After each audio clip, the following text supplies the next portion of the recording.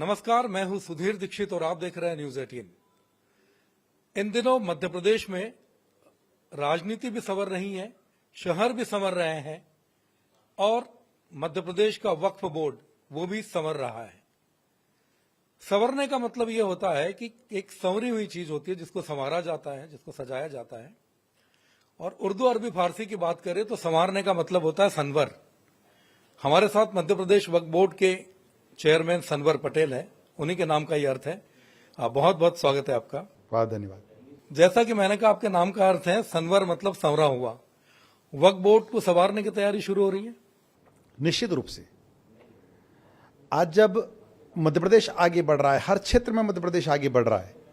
आज हम देखते हैं कि उद्योगों की बात करें, रोडों की बात करें, और जिस प्रकार से हम 2003 से आज की तुलना करते हैं, तो जहाँ एक 2003 में बीमारू राज्य, गड्ढों वाला राज्य, अंधेरे वाला राज्य, और जब हम बात करते हैं 2023 में आकर तो एक विकसित राज्य, और जब डॉक्टर मोहन यादव जी मुख्यमंत्री बनते हैं तो उस विकसित को कैसे स्वर्णिम बनाया जाए, उसके लिए रात दिन मेहनत करके उसको स्वर्णिम बनाने की ओर अग्रसर राज्य। तो मध्य प्रदेश वक्फ बोर्ड क्यों पीछे रहे? लेकिन वक्फ बोर्ड में बड़ी बात यह आ रही है कि 2 हिंदू सदस्य शामिल किए गए, उसको लेकर विवाद हो रहा है। ऐसी क्या जरूरत पड़ गई कि गैर मुस्लिम सदस्य को शामिल करना? देखिए, थोड़ा सा पीछे जाना पड़ेगा जी। सबसे पहले देश में वक्फ एक्ट बना 1954 में, 1954 में, लेकिन दोबारा भी बनाना पड़ा कब? 1995 में। तिबारा बनाना पड़ा तीसरी बार कब? 2013 में। तो क्यों बनाना पड़े? तीनों बार कांग्रेस की सरकारें थी। जब काल का प्रवाह आगे बढ़ता है, समय जब आगे बढ़ता है, तो कहीं ना कहीं नई नई चुनौतियां आती है, और चुनौतियों का सामना करने के लिए नए कानून की आवश्यकता होती है।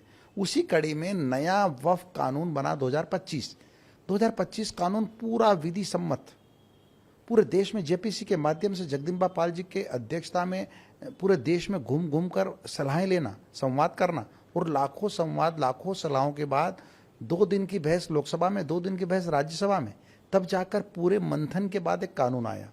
और उस कानून में यह अनिवार्यता की कि कैसे नारी शक्ति को बल मिले। तो हर राज्यों में जब बोर्ड बनेंगे तो 2 बहनें उसमें हों, 2 महिलाएं अनिवार्य कर दी, और एक्सपर्ट के नाते 2 नॉन मुस्लिम अनिवार्य किए कि अलग अलग विशेषज्ञताओं वाले क्षेत्र से 2 लोग बाहर के आएँ और वक्फ के काम को आगे बढ़ाएं, पारदर्शिता बढ़े, जवाबदेही बढ़े। तो जब देश में कानून बन गया, अब कानून के बाद उस कानून का पालन होना है। तो मैं सौभाग्यशाली हूँ, खुशकिस्मत हूँ कि मध्य प्रदेश के मुख्यमंत्री जी ने इस काम को अपने हाथ में लिया। पूरे देश में पहला राज्य मध्य प्रदेश बना जिसने नए कानून के तहत राज्य वक्फ बोर्ड का गठन किया। अब कुछ, जहाँ तक आपने कहा कि विरोध, तो कुछ लोगों ने विरोध को अपना पेशा बना लिया। कोई अच्छा काम होता है तो उनके पेट में दर्द होता है। CNRC आया, उनके पेट में दर्द हुआ। हमने शाहीन बाग नामक एक स्थान सुना था दिल्ली में, पूरे देश के हर जिले में नकली शाहीन बाग बना दिए। बहनों को भड़काया कि अगर नागरिकता चली जाएगी, देश छोड़ना पड़ेगा, आंदोलन कीजिए। आज 7 साल हो गए, एक नाम नहीं बता सकते CNRC के कारण से किसी मुस्लिम भाई बहन को नागरिकता छोड़ना पड़ी हो। 370 आया, फिर भड़काया। 3 तलाक का विषय आया, फिर भड़काया। अब फिर भड़काने का प्रयास कर रहे हैं, लेकिन ये अब सफल नहीं होंगे। लेकिन इसमें यह भी है, जैसे कि आपने व्यवस्था बताई है, तो उस व्यवस्था में क्या ये मानते हैं आप कि अब वक्फ बोर्ड जो भी था वो धार्मिक संस्थानों की प्रशासनिक संस्था के तौर पे काम करेगी? हालांकि भोपाल से विधायक है आरिफ मसूद, उन्होंने कहा है कि मैं सुप्रीम कोर्ट में इसको चुनौती दूंगा। बहुत अच्छा सवाल किया आपने। मैं आपके माध्यम से आम जन तक इसका जवाब पहुंचाना चाहता हूं। देखिए, धार्मिक संस्था क्या, एक मस्जिद हमारी धार्मिक संस्था है, एक दरगाह हमारी धार्मिक संस्था, एक मदारिस धार्मिक संस्था हो सकती है, लेकिन वक्फ बोर्ड का संचालन, राज्य स्तरीय वक्फ बोर्ड का संचालन, यह प्रशासनिक व्यवस्था है। अब गुमराह किया जा रहा है लोगों को भड़काने के लिए। कहा जा रहा है कि क्या मंदिर में आप मुस्लिम भाई को लेंगे जो आपने मस्जिद में लिया? मस्जिद में नॉन मुस्लिम को नहीं लिया है, किसी दरगाह में नॉन मुस्लिम को नहीं लिया है। राज्य स्तर पर जो प्रशासनिक व्यवस्था होती है, जो प्रबंधन की व्यवस्था होती है राज्य के वक्फ बोर्डों को चलाने के लिए, वहां 2 नॉन मुस्लिम अनिवार्य किए हैं। तो ये बिल्कुल गुमराह करने की बात है कि मस्जिद में नॉन मुस्लिम नहीं, मस्जिद में नॉन मुस्लिम नहीं है। लेकिन मुसलमान नाराजगी जता रहे हैं। इस्तीफे दे दिए, निकाह काजी ने इस्तीफा दे दिया है। देखिए मैंने तो नाराजगी का मतलब क्या देखते हैं? सनवर पटेल कैसे मनाएंगे नाराज लोगों को? देखिए बड़ी क्या संख्या, तर्क देंगे? देखिए बड़ी संख्या में ये नाराजगी नहीं है। कल मैं मसाजिद कमेटी के कार्यक्रम में गया था। मसाजिद कमेटी के कार्यक्रम में लगभग 225 निकाह कहाँ थी, और मैंने उनसे खुलकर बात की कि कानून कैसे बना, उनकी जानकारी में है। जब कानून बन जाता है तो उसका पालन करना हम सब लोगों की जिम्मेदारी, संवैधानिक जिम्मेदारी हो जाती है। पूरे संवैधानिक तरीके से कोई कानून बना तो उस कानून का पालन करना हम सब लोगों की ड्यूटी है। तो ये मैंने उन 225 निकाह खां जो इतने इमाम मुअज्जिन जो जिम्मेदार लोग हैं उनके बीच में बात की। अब उसमें से कोई एक व्यक्ति किसी दो व्यक्ति को या एक व्यक्ति को कोई भड़का दे, अपनी राजनीति चमकाने के लिए भड़काकर उनसे रिजाइन करवा दे, तो उनकी मर्जी है। अगर आपको भड़कना है गलत बात पर तो आपकी मर्जी है, फिर सरकार आपके इस्तीफे को स्वीकार करेगी। लेकिन ऐसा भड़काने में नहीं आना चाहिए। बातों को समझना चाहिए, कानून को पढ़ना चाहिए और उसके फायदे को देखना चाहिए।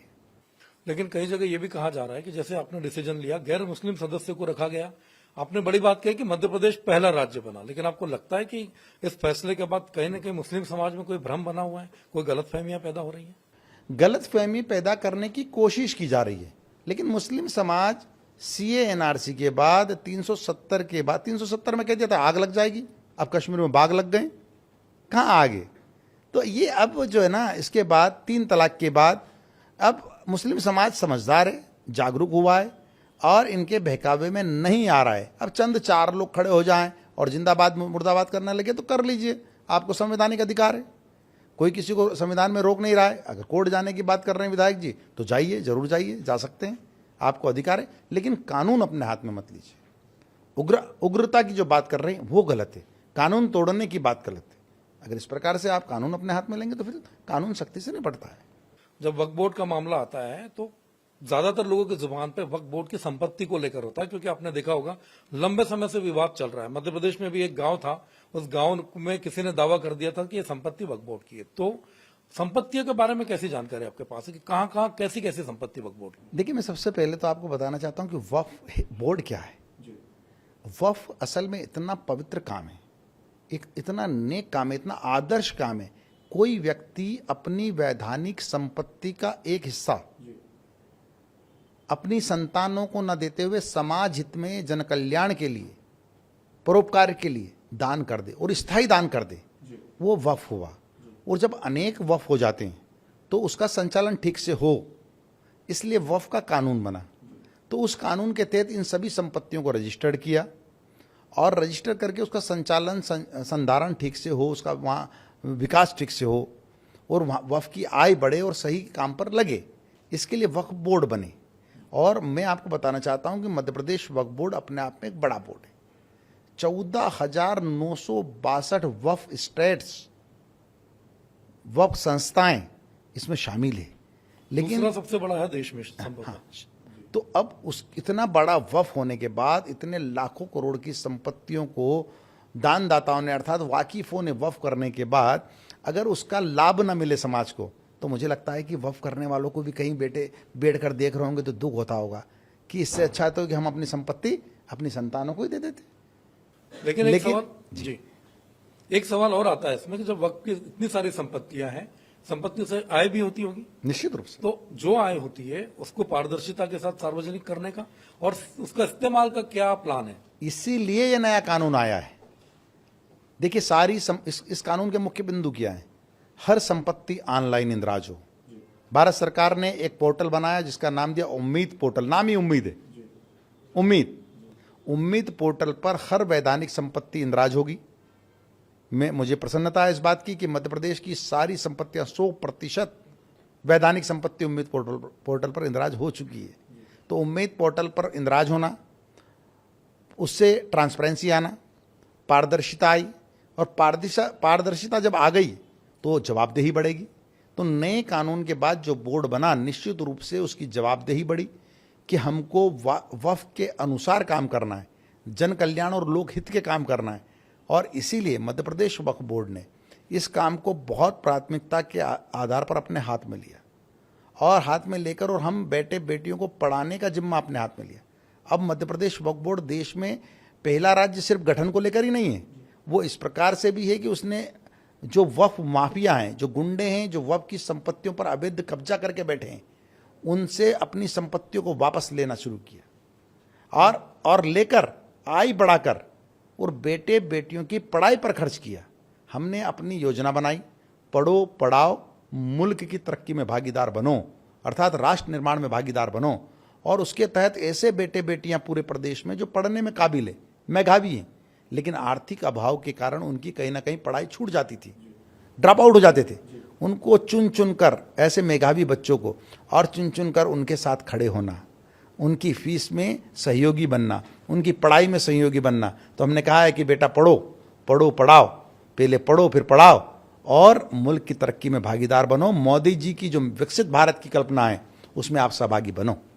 आपने बड़ी बात कही है कि इनके साथ जो भी वक्त की संपत्ति से आई होगी उसका इस्तेमाल आप समाज सुधार में या गरीबों तक पहुंचेंगे, लेकिन आपको लगता है कि इससे पहले तक गरीबों को अपना जो मूल हक मिलना चाहिए था, गरीब मुसलमानों को, जैसे कि आपने बात की पढ़ने पढ़ाने की, वो हक वाजिब तरीके से मिल पाया? बिल्कुल नहीं मिला। आखिर क्यों नए कानून की आवश्यकता लगी? अगर वक्फ बोर्ड और प्रबंध कमेटियां अपना काम सही तरीके से कर रही होती तो क्यों नए कानून की जरूरत लगी? नए कानून की जरूरत इसीलिए लगी कि वक्फ बोर्डों में भी कुछ कमियां थी। जो आपने कहा कि पूरा की पूरा गांव बता दिया, भाई कैसे आप किसी का गांव बता सकते हो? एक ही तरीका है, क्या किसी वाकिफ ने वक्फ संपत्ति को वक्फ किया है? क्या मध्य प्रदेश सरकार के कमिश्नर स्तर के अधिकारी ने, जिसको वक्फ कमिश्नर कहते हैं, क्या उसने कलेक्टर के माध्यम से उस संपत्ति को सर्वे किया है? क्या गजट नोटिफिकेशन किया राज्य सरकार ने? यह सब नहीं हुआ है तो आप किसी का गांव, किसी का खेत, किसी की 1 इंच भी जगह कैसे वक्फ बता सकते हो? तो कहीं ना कहीं ये कमियां थी। कुछ कमियां होती है, कोई ऐसे ही बेवफा नहीं होता, ऐसा एक है ना लाइन। तो कुछ कमियां थी, कुछ तो मजबूरियां नहीं होती, यूं ही कोई बेवफा नहीं होता। तो कुछ कमियां छोड़ी गई। चंद प्रभावशाली लोग, चंद गुंडे लोगों ने वक्फ की संपत्तियों को कब्जा करके और उसके मेन उद्देश्यों को, जो मुख्य उसके उद्देश्य थे, उस पर डाका डाला। उसी को कंट्रोल करने के लिए, उसका वाजिब हक उसके जरूरतमंदों को पहुंचाने के लिए यह नया कानून आया है। और इसीलिए आज उन लोगों के पेट में दर्द हो रहा है, उन लोगों के पेट में मरोड़ हो रही है जो वक्फ की संपत्तियों पर बरसों से अवैध कब्जा करके बैठे हैं। बहुत बड़ी बात आपने कही है कि कब्जा, हमेशा जब भी संपत्ति का मामला आता है तो कब्जे का विषय आता है। न्यूज 18 के बहुत बड़े मंच पे सनवर पटेल इस समय बैठे हैं। क्या किसी भी व्यक्ति का, या कहते हैं ना कि बड़े जो लोग होते हैं या बड़े रुतबे वाले लोग होते हैं, अगर क्या ऐसे लोग कब्जा करके बैठे होंगे तो सनवर पटेल ये वादा करते कि ऐसे लोगों से भी कब्जे छुड़ाए जाएंगे? निश्चित रूप से, बिना किसी दबाव के। निश्चित रूप से आज तक ये होता आया है कि परोपकार के कार्य पर कब्जेदार भारी पड़े हैं। और मैं आपसे वादा करता हूं कि ये बोर्ड 100% ये प्रयास करेगा और 100% ये काम करेगा कि अब कब्जेदार पर भारी परोपकार पड़ेगा। एक बड़ी चीज ये भी आती है कि जब हम सब चीजों में सुधार की बात करते हैं तो हम टेक्नोलॉजी से दूर नहीं रह सकते हैं। तो कहीं ना कहीं वक्त संपत्तियों का डिजिटल रिकॉर्ड भी होगा, पारदर्शिता बढ़ाना चाहेंगे? निश्चित रूप से 100% डिजिटल रिकॉर्ड होगा, 100%।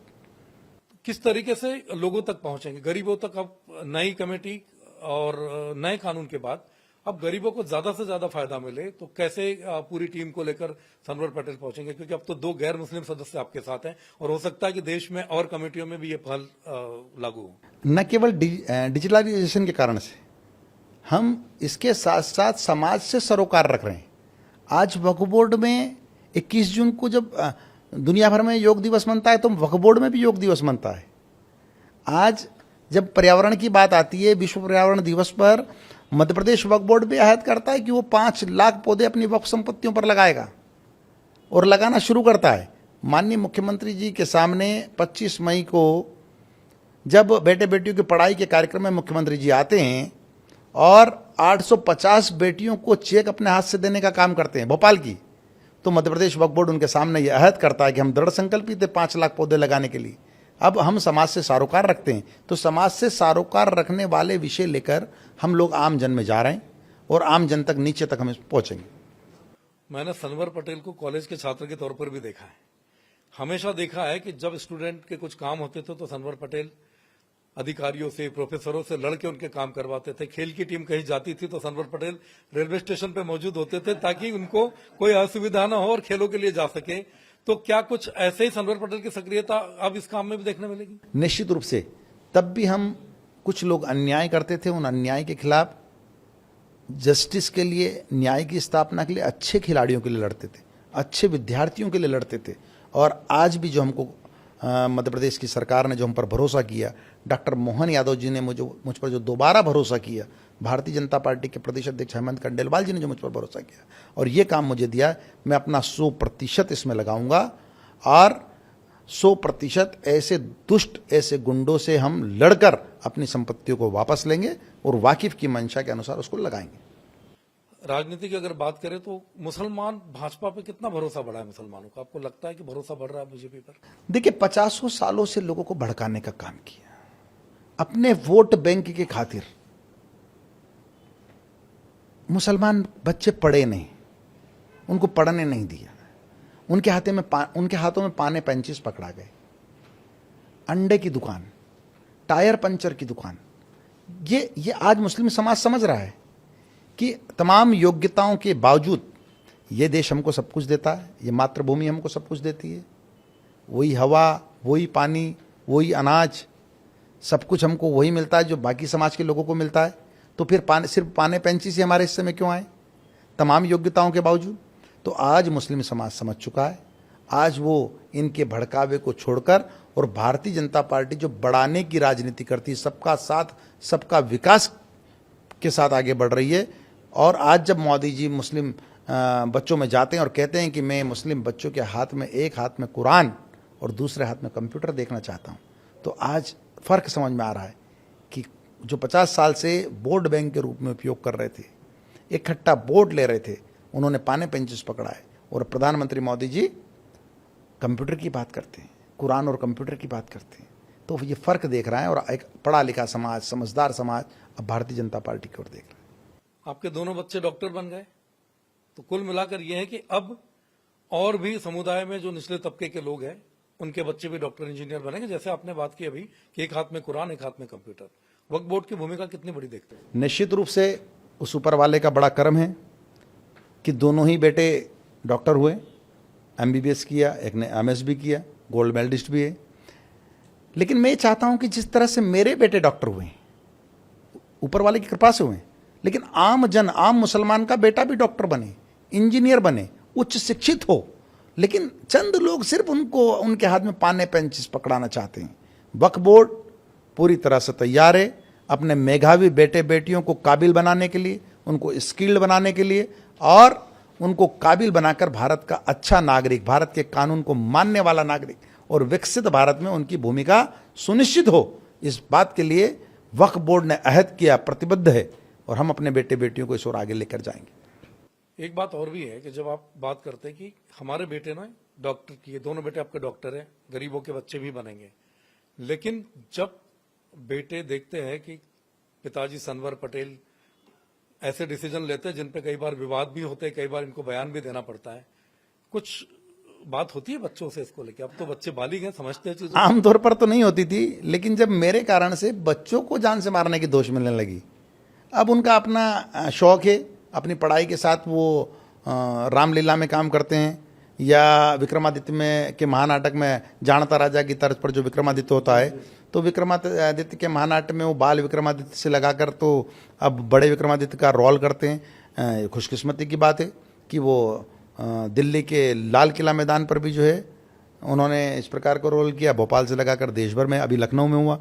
तो जब लोगों को ध्यान में आया कि ये तो मुस्लिम बेटे हैं या ये कलाकार तो मुस्लिम हैं, और जब पता चला कि सनवर पटेल जी के बेटे हैं, तो ओहो, फिर उनको थ्रेड किया गया, जान से मारने की धौंस, सरतन से जुदा। वहाँ तकलीफ होती है, परिवार वहाँ चिंता में थोड़ा आता है कि ये क्या है, ये कैसा माहौल बना रहे हैं, ये कैसी कट्टरवादिता है, वहाँ थोड़ी सी तकलीफ होती है। लेकिन आप जैसे भाइयों की शुभकामनाएं साथ है, आप जानते हैं कि हम अच्छे भाव के साथ, पवित्र भाव के साथ, नेक नियत के साथ समाज में काम करने चलें और आम जन, आम मुसलमान जो पिछड़ गया है उसको, जो भाजपा का मुख्य वाक्य अंत्योदय, उस अंतिम पंक्ति के व्यक्ति की मदद करने के लिए आगे चलें, तो उन बेटे बेटियों की दुआएं काम आती है, और दुआएं जब काम आती है तो हमारे बच्चों का मन भी वापस अच्छा हो जाता है कि राष्ट्र कार्य कर रहे हैं, समाज के सुधार के लिए काम कर रहे हैं। अब ठीक है, चंद लोग ऐसे कट्टरवादी होते हैं जो इस प्रकार की बकवास बात करते हैं, तो जिंदगी मौत तो ऊपर वाले के हाथ में, ईश्वर के हाथ में, अल्लाह के हाथ में, ये क्या बिगाड़े। लेकिन जब हम बात करते हैं राजनीति की, तो राजनीति में धर्म को आप कितना जरूरी मानते हैं? धर्म से राजनीति है या राजनीति से धर्म है? देखिए, धर्म का अपना महत्व है। हर धर्म ये सिखाता है कि आप न्यायप्रिय हो। तो जब हम अपने अपने क्षेत्रों में काम करते हैं तो हम न्याय की स्थापना करें। धर्म का हमको जब डर होता है, धर्म को जब हम अपने सर पर लेकर चलते हैं, तो हमारे हाथों से जो दस्तखत होते हैं, हस्ताक्षर होते हैं, वो न्यायप्रिय होते हैं। कुछ आखिरी सवाल मेरे रहेंगे जिसमें आप रैपिड फायर भी बोल सकते हैं, जवाब आपको एक शब्द में देना है। मैं कुछ नाम लूंगा या कोई विषय बताऊंगा, उस पर सनवर पटेल को तुरंत जवाब देना है। मैं कोशिश करूंगा। डॉक्टर मोहन यादव एक ऐसे नेता जो मध्य प्रदेश को स्वर्णिम बनाने के लिए रात दिन मेहनत करने वाला नेता। वक्फ बोर्ड फलाही कामों के लिए बना, लेकिन रास्ते से भटक गया था। अब फिर से उसको फलाही कार्यों के लिए पहचाने जाने वाली मध्य प्रदेश की वक्फ बोर्ड संस्था। भाजपा और धर्म की राजनीति नहीं, देखिए, भारतीय जनता पार्टी अंत्योदय की राजनीति करने वाली है, और धर्म को तो सभी लोगों को अपने सर पर रखना चाहिए। भारतीय जनता पार्टी भी रखती है। तो धर्म बड़ा या राजनीति? नहीं, धर्म का अपना स्थान है। धर्म का अपना स्थान है। राजनीति जब हमको जीवन मिला तो हम धर्म हमारे साथ है, और राजनीति हमको सुचिता के लिए, जन कल्याण के लिए राजनीति करना चाहिए। कुरान या कंप्यूटर? दोनों, एक हाथ में कुरान और एक हाथ में कंप्यूटर। प्रधानमंत्री नरेंद्र मोदी विश्व के सबसे लोकप्रिय नेता, सबसे बड़े नेता। सनवर पटेल किसी भी तरह का सरकारी वजीफा जो होता है वो नहीं लेते, सुविधाएं नहीं लेते हैं, लेकिन वक्फ बोर्ड में पूरी सेवा कर रहे हैं। सनवर पटेल एक गांव देहात से, उज्जैन के पास छोटे से गांव से आया हुआ व्यक्ति, लेकिन ईश्वर ने ऐसे घर में पैदा किया जहां उसके खाने पीने का इंतजाम है। तो जब खाने पीने का ईश्वर ने इंतजाम कर दिया, खेती बाड़ी दे दी, तो क्यों वजीफा लेना, क्यों मानदेय लेना, क्यों सत्कार भत्ता लेना? नहीं लेना चाहिए, ऐसा मुझे लगता है। लेकिन ये मेरा निजी है, इसका अर्थ ये नहीं कि कोई दूसरा ना ले। लेकिन मुझे, और आज से नहीं, वक्फ बोर्ड में हूँ, तो मैंने इसके पहले भी हज कमेटी में 2008 से लगातार रहा हूँ। 8 से 11, 11 से 14, सेंट्रल में 14 से 16। तो मैंने ना इस बात को प्रचारित किया और ना कभी लिया। यह है सनवर पटेल। वो आज भी उतने बेबाक है जितने आज से 20 साल पहले हुआ करते थे। जिम्मेदारियां जरूर बदली है, लेकिन दावा उनका यह है कि अंत्योदय का जो काम हमारी सरकार ने शुरू किया, यानी कि भाजपा सरकार ने शुरू किया, उसको करने के लिए वो प्रतिबद्ध है। हालांकि बीच में कई विवाद भी आते हैं, कई तरह की धमकियां भी आती हैं, लेकिन मंत्र ये बना के रखा है कि किसी न किसी तरीके से समाज के काम आना है। सनवर जी, बहुत बहुत धन्यवाद आपका। बहुत धन्यवाद।